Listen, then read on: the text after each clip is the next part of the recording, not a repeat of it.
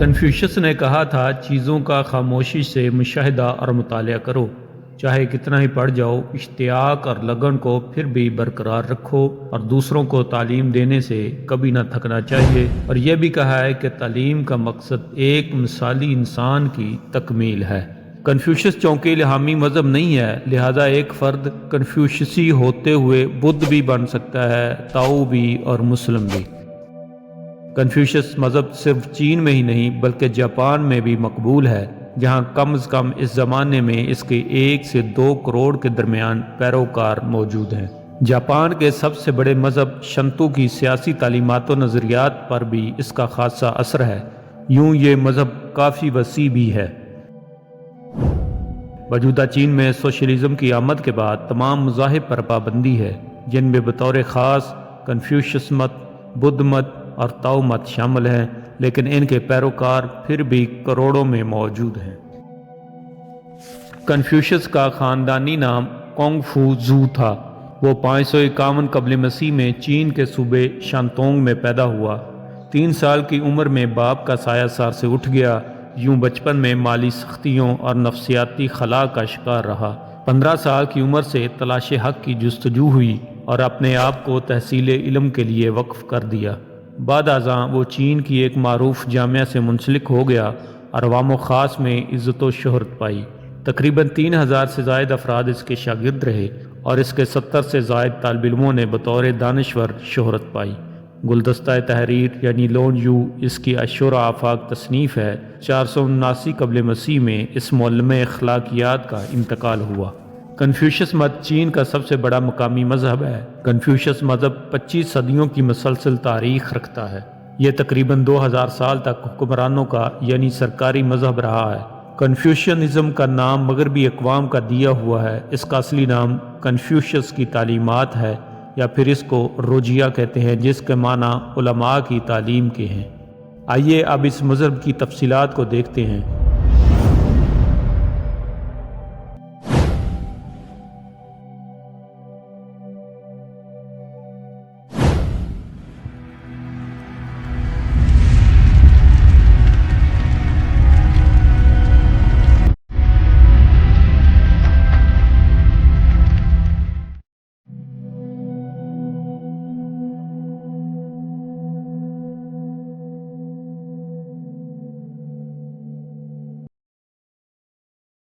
Confucius مذہب چین کا قدیم مذہب ہے۔ اس مذہب کی بنیاد کائنات کی پرستش پر ہے، اور یہ پرستش کائنات کے اجزاء اور مظاہر کی پرستش ہے۔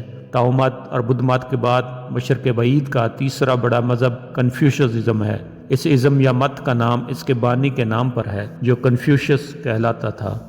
اس کی اخلاقیات پر مبنی تعلیم نے نہ صرف چین بلکہ جاپان، کوریا اور مشرق بعید میں زبردست پذیرائی حاصل کی۔ 6 صدی قبل مسیح میں چین میں مذہبی عقائد کا انقلاب برپا کرنے والا یہ شخص چینی زبان میں کونگ فو زو کے نام سے مشہور ہے، جس کا مطلب کونگ یا فلسفی بنتا ہے، جو لاطینی زبان میں کنفیوشس بن گیا۔ کنفیوشس 550 قبل مسیح میں چین کی ایک قدیم ریاست لو کے مقام سو میں پیدا ہوا۔ اس کا خاندانی نام کونگ رکھا گیا۔ اس کے باپ کا تعلق فوج سے تھا، اور وہ اتنا بہادر تھا کہ اس زمانے میں اس کی بہادری کی داستانیں زبان زدِ خاص و عام تھی۔ نہایت ضعیفی میں اس کے ہاں دعاؤں سے کنفیوشس پیدا ہوا۔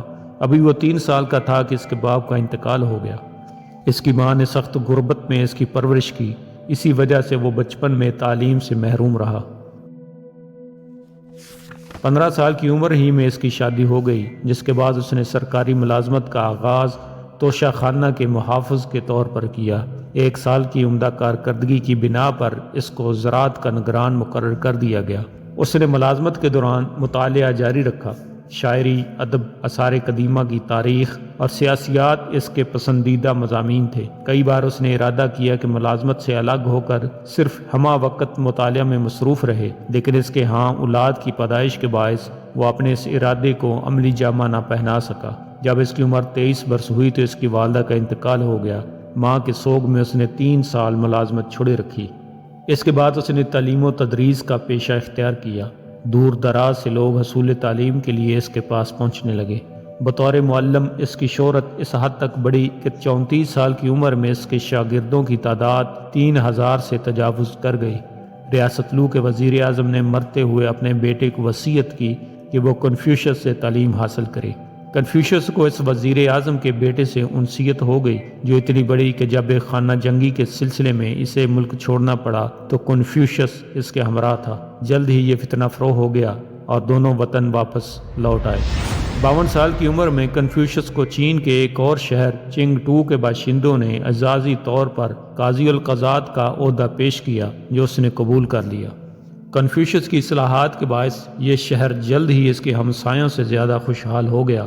ارد گرد کی ریاستیں یہ برداشت نہ کر سکیں اور انہوں نے اپنی ریشہ دوانیوں سے کنفیوشس کو یہ عہدہ اور شہر چھوڑنے پر مجبور کر دیا۔ اس ملازمت کو ترک کرنے کے بعد کنفیوشس نے کئی سال تک چین کے طول و عرض کی سیاحت کی۔ اس سفر میں اس کے شاگرد بھی اس کے ہمراہ تھے۔ اس سیاحت کا مقصد یہ تھا کہ کوئی ایسی ریاست مل جائے جو اس کے تجویز کردہ آئین یا حکومتی کاروبار کے لیے عالمگیر نمونہ کے مطابق سلطنت کاروبار چلائے۔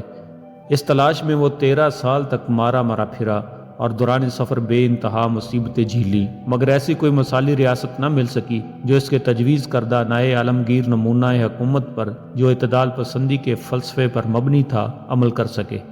اپنی اس ناکامی پر کنفیوشس سیاسیات سے بد دل ہو گیا، لیکن اس کی یہ ناکامی اور سیاسیات سے کنارہ کشی بھی بنی نوع انسان کے لیے عمومی اور اہل چین کے لیے خصوصی برکت کا باعث بنی۔ سیاسیات میں ناکامی کے بعد کنفیوشس ایک بار پھر عوام الناس کی تعلیم اخلاق پر کمر بستہ ہو گیا۔ اس کے ساتھ ساتھ اس نے فلسفہ و حکمت اور تاریخ و ادب کی بیش بہا کتابیں تصنیف کیں اور سب سے بڑھ کر انسانیت کی فلاح کے لیے کنفیوشسزم کی بنیاد رکھی۔ یہ مذہب اس کی موت کے بعد بہت جلد پورے چین کا سرکاری مذہب بن گیا۔ کنفیوشس نے سن 78 قبل مسیح میں وفات پائی۔ کنفیوشس نے بہت سی کتابیں تصنیف کیں جن میں سے صرف ایک کتاب ہم تک پہنچی ہے، وہ تاریخ چین کا خلاصہ ہے۔ البتہ اس کی تدوین کردہ کتابوں کی تعداد کافی ہے جن میں تاریخ، سحر و فنون، شعر و شاعری اور رسم و رواج کی کتابیں شامل ہیں۔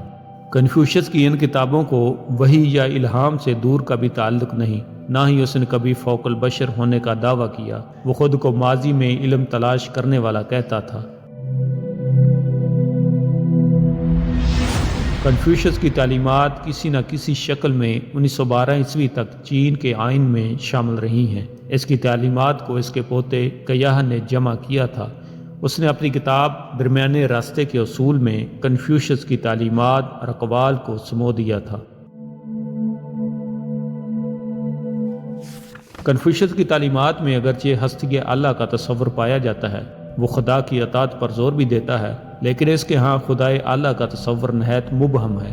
خدا کے بارے میں کنفیوشس کا نظریہ یہ ہے کہ خدا ایسے قانون وضع اور نافذ کرتا ہے جن کے ذریعے کائنات وجود میں آئی اور یہ اپنے مقررہ وقت تک قائم رہے گی۔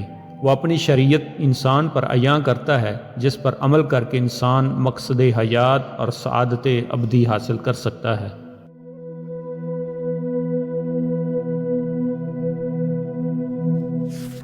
اس کی تعلیمات میں باہمی مراعات اور ہمدردی کی 5 بنیادی باتوں پر زور دیا گیا ہے، یعنی بادشاہ اور رعایا کا باہمی سلوک، باپ اور بیٹے میں ہمدردی، بڑے بھائی اور چھوٹے بھائی میں محبت، میاں بیوی اور دوست میں باہمی ہمدردی۔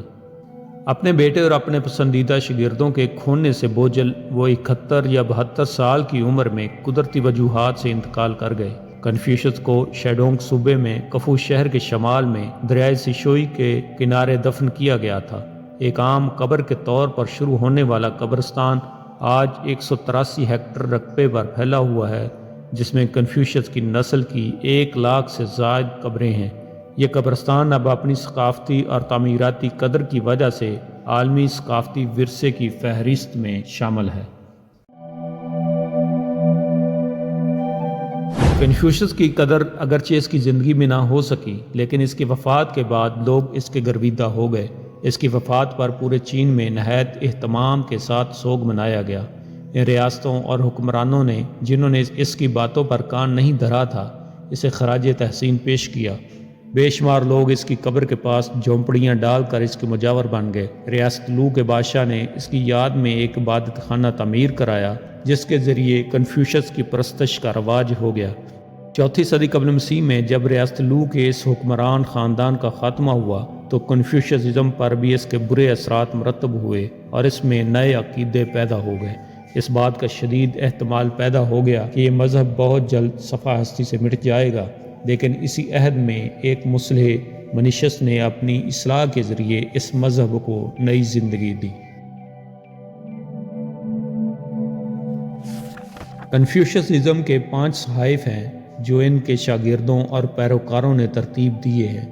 شوجنگ یا کتاب تاریخ، یہ کتاب قدیم چینی حکمرانی، سیاست اور تاریخی دستاویزات پر مبنی ہے۔ اس میں بادشاہوں کے خطبات اور قدیم حکومتی اصول شامل ہیں جو حکمرانی اور اخلاقیات کی تعلیم دیتے ہیں۔ شیجنگ یا کتاب شاعری، یہ چین کی قدیم ترین شاعری کا مجموعہ ہے جس میں 305 نظمیں شامل ہیں۔ یہ نظمیں اخلاقی تعلیمات، محبت اور روزمرہ زندگی کے موضوعات پر مبنی ہیں۔ یی جنگ یا کتاب تبدلات، یہ ایک فلسفیانہ اور روحانی کتاب ہے جو آئی چنگ کے نام سے بھی مشہور ہے۔ یہ کتاب تبدیلی اور زندگی کے اصولوں کو سمجھنے کے لیے پیشن گوئی اور علامتی نظام فراہم کرتی ہے۔ لی جی یا کتاب رسومات، یہ کتاب قدیم چینی رسومات، سماجی اصولوں اور اخلاقیات پر روشنی ڈالتی ہے۔ اس میں معاشرتی ہم آہنگی اور روایات کی پیروی پر زور دیا گیا ہے۔ چنگکوئی 64 بہاریں اور خزائیں، یہ کتاب چین کی ریاست لو 732 قبل مسیح سے 481 قبل مسیح تک کے واقعات، حادثات اور حالات کی تاریخ ہے۔ یہ 5 کتب کنفیوشس کی تعلیمات کو سمجھنے اور ان کی اخلاقیات، حکمرانی اور زندگی کے اصولوں پر عمل کرنے کے لیے بنیادی ذریعہ ہیں۔ یہ نہ صرف چینی فلسفے بلکہ انسانی اخلاقی ترقی کے لیے بھی انتہائی اہم ہیں۔ کنفیوشس نے رسومات کی پابندی کے حکم کے ساتھ ساتھ موسیقی کے استعمال پر بہت زیادہ زور دیا۔ دنیا بھر کے دیگر فلسفیوں کے برعکس، کنفیوشس نے موسیقی اور موسیقی کی تھیوری کو محض آرٹ کی شکل یا نصاب کے موضوع سے آگے دیکھا اور کہا کہ یہ انسان کی ساخت میں اندرونی طور پر رسموں کے ساتھ جڑا ہوا ہے۔ کنفیوشس کے نزدیک موسیقی انسان کو متحد اور ہم آہنگ کرنے کے لیے ضروری ہے۔ کنفیوشس کا خیال تھا کہ موسیقی آسمان اور زمین کی ہم آہنگی ہے اور رسومات آسمان اور زمین کی ترتیب ہے، لہذا رسومات میں موسیقی کا اطلاق وہ ترتیب پیدا کرتا ہے جس سے معاشرے کی ترقی ممکن ہوتی ہے۔ موسیقی وہ ہے جو انسان کے باطن کو متاثر کرتی ہے، جبکہ رسومات وہ ہیں جو انسان کو ظاہری طور پر متاثر کرتی ہیں۔ اسی طرح موسیقی ہم آہنگی پیدا کرتی ہے اور رسمیں اطاعت کو یقینی بناتی ہیں۔ موسیقی کے لیے کنفیوشس کا نقطہ نظر شیجنگ یا کلاسک آف پوئٹری اور کلاسک آف میوزک سے بہت زیادہ متاثر تھا، جسے ہان خاندان کے دوران کھو جانے تک چھٹا کنفیوشس کلاسک کہا جاتا تھا۔ کنفیوشس کے کاموں کا پہلی بار یورپی زبانوں میں 16ویں صدی میں جیسوٹ مشنریوں نے منگ خاندان کے آخری دور میں ترجمہ کیا۔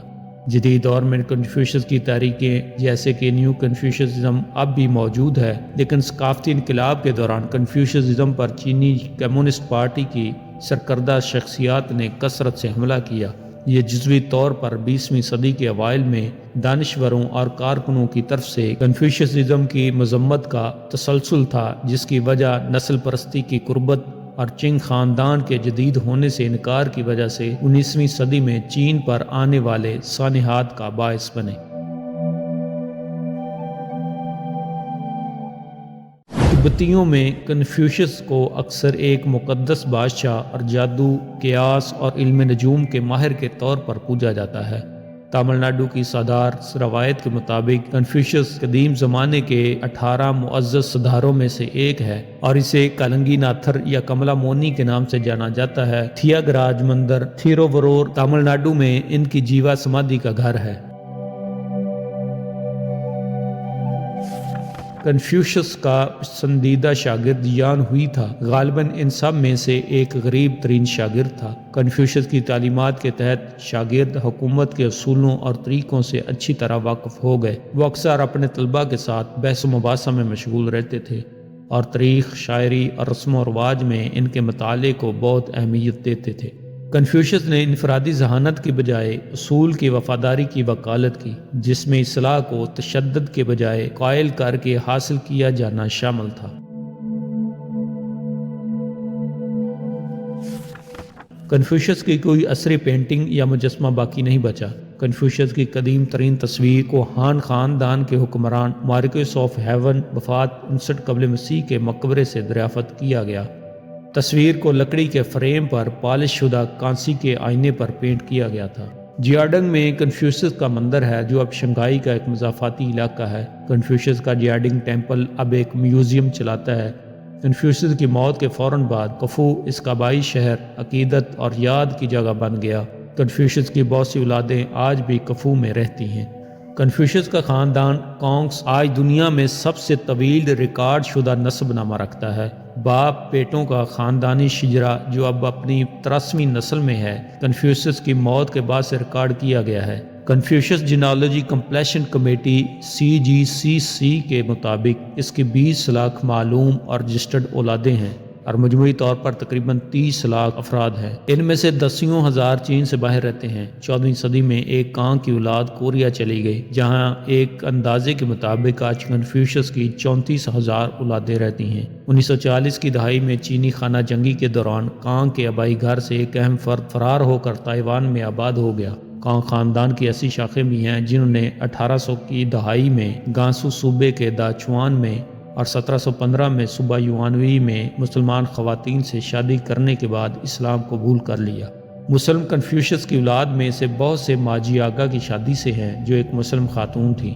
اب نئے شجرہ نسب میں مسلمان بھی شامل ہیں۔ کونگ ڈی جون صوبہ شنگھائی سے تعلق رکھنے والا ایک ممتاز اسلامی عربی اسکالر ہے اور کنفیوشس کی 77ویں نسل سے ہے۔